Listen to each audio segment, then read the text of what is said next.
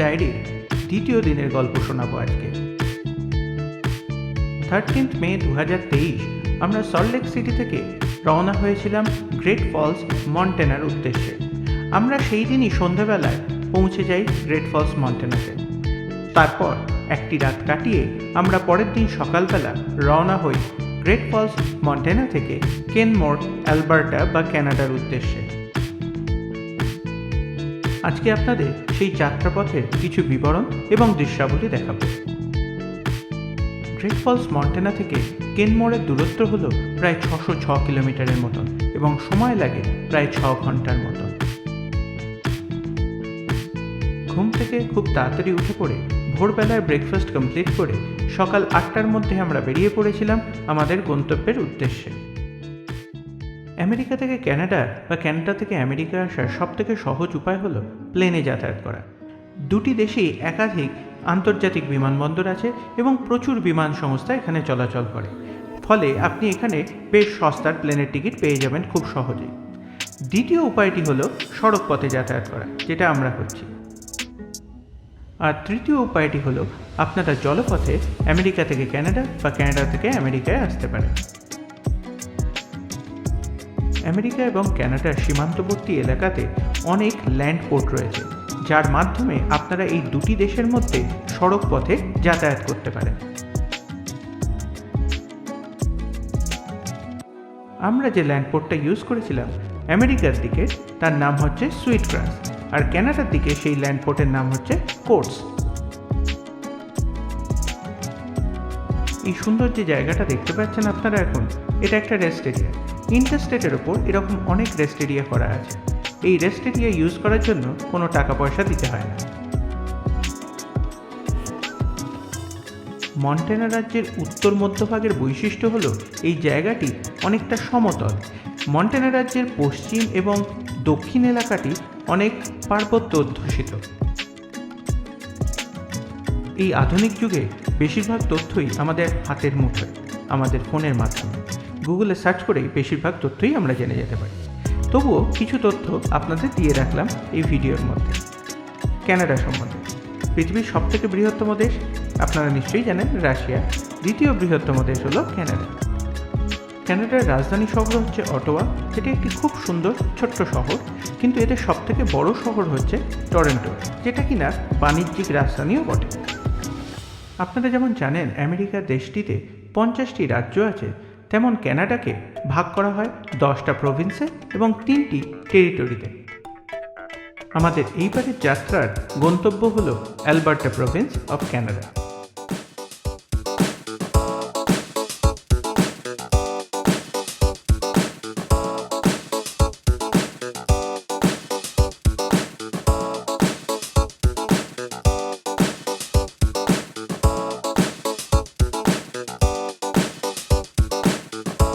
আমরা সকাল 10টা নাগাদ এসে পৌঁছলাম সুইট গ্রাস ল্যান্ড পোর্টে।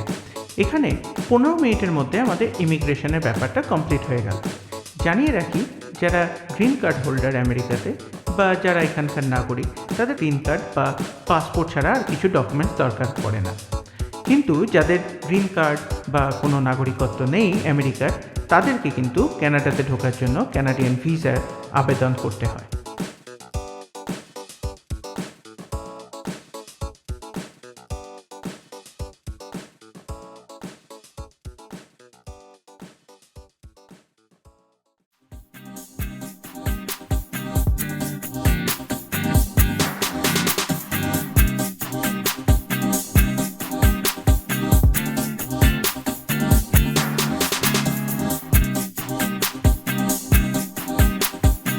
বর্ডার পার হতেই আমরা ঢুকে গেলাম ক্যানাডার অ্যালবার্টা প্রভিন্সে। তারপর সেখান থেকে প্রায় 1 ঘন্টার দূরত্বে রয়েছে লেথ ব্রিজ বলে একটি শহর।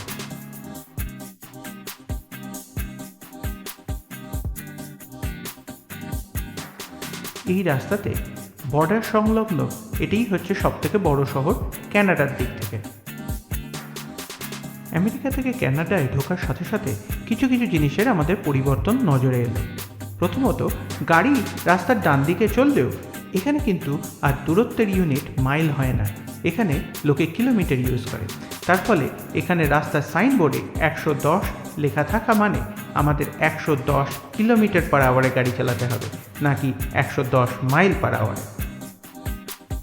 আর দ্বিতীয় যে জিনিসটা হলো সেটা তাপমাত্রার ইউনিট এখানে ফারেনহাইট নয়, সেলসিয়াস ব্যবহার করা হয়।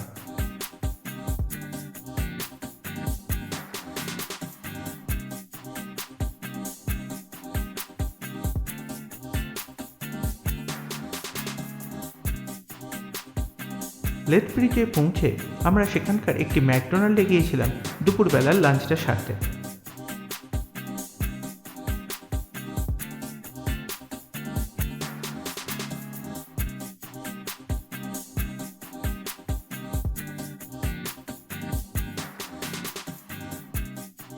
এই লেথ ব্রিজ থেকে প্রায় 215 কিলোমিটার ড্রাইভ করে আমরা পৌঁছে গিয়েছিলাম ক্যালগেরি শহরে।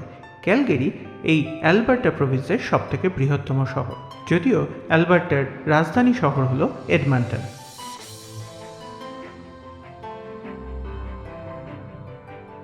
এই ক্যালগেরি শহর থেকে একটি রাস্তা পশ্চিমের দিকে বেঁকে গেছে, যেটা আমাদের নিয়ে যায় ক্যানাডিয়ান রকিসের দিকে।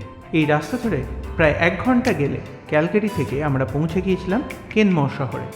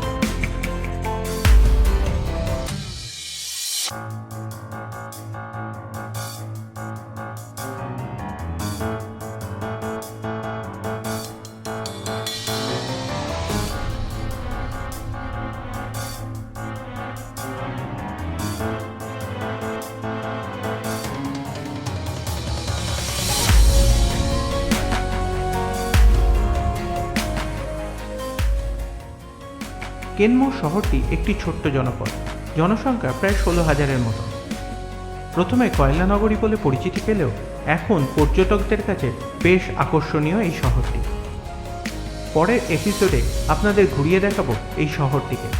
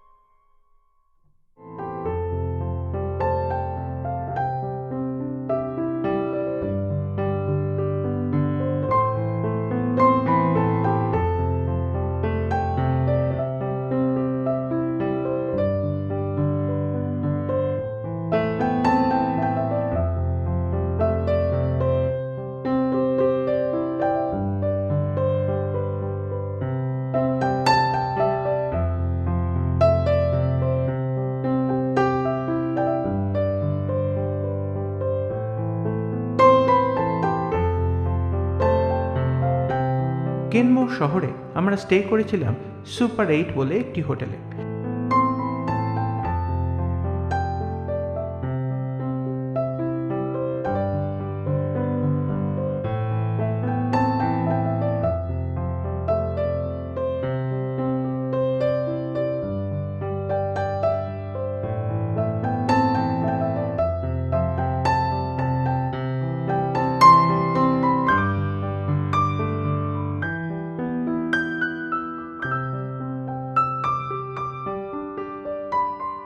এবার দেখে নেওয়া যাক সেই হোটেলের অন্দরের সাজসজ্জা।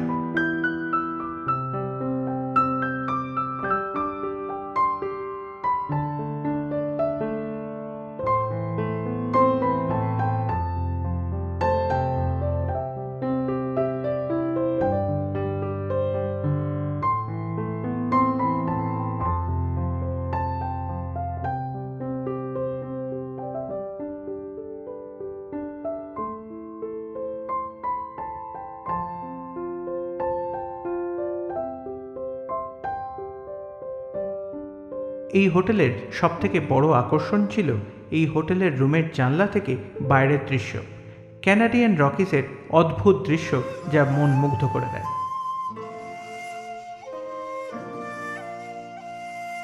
হোটেলে পৌঁছে ফ্রেশ হয়ে নিয়ে আমরা বেরিয়ে পড়েছিলাম ডিনারের জন্য।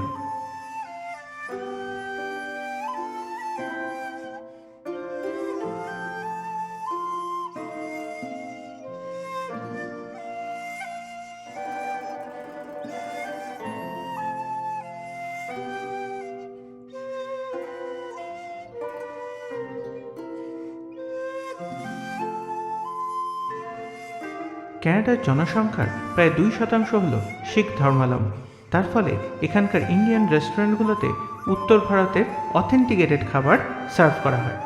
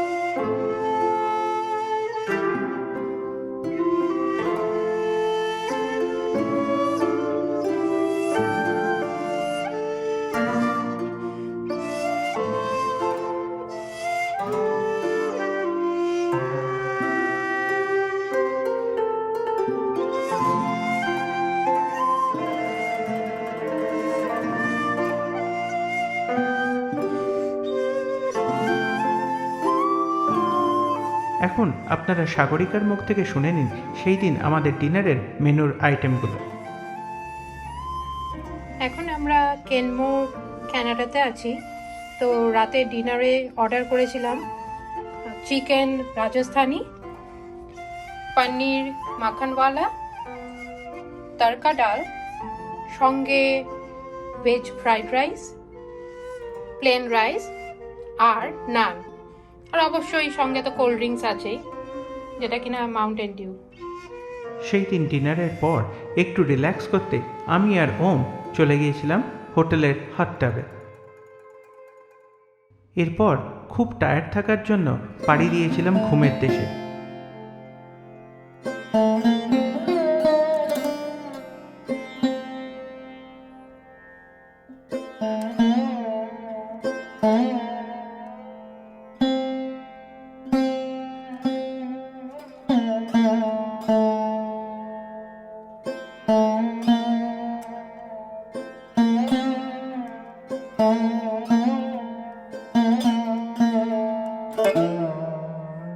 পরের দিন সকালবেলা যখন ঘুম ভাঙল তখন আধো অন্ধকার।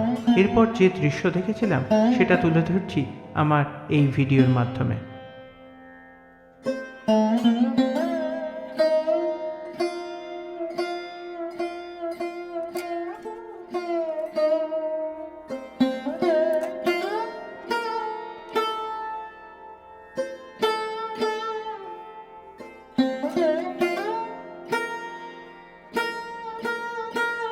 সেই দিন একটু বেলায় আমরা বেরিয়ে পড়েছিলাম ব্যাগ এবং ইয়োহো ন্যাশনাল পার্কের উদ্দেশ্যে। সেই সব ভিডিও নিয়ে হাজির হব পরবর্তী পর্বে। তাহলে আজ এখানেই শেষ করছি আমাদের 2023-এর ক্যানাডা ট্রিপের দ্বিতীয় দিনের ডায়েরির পাতা।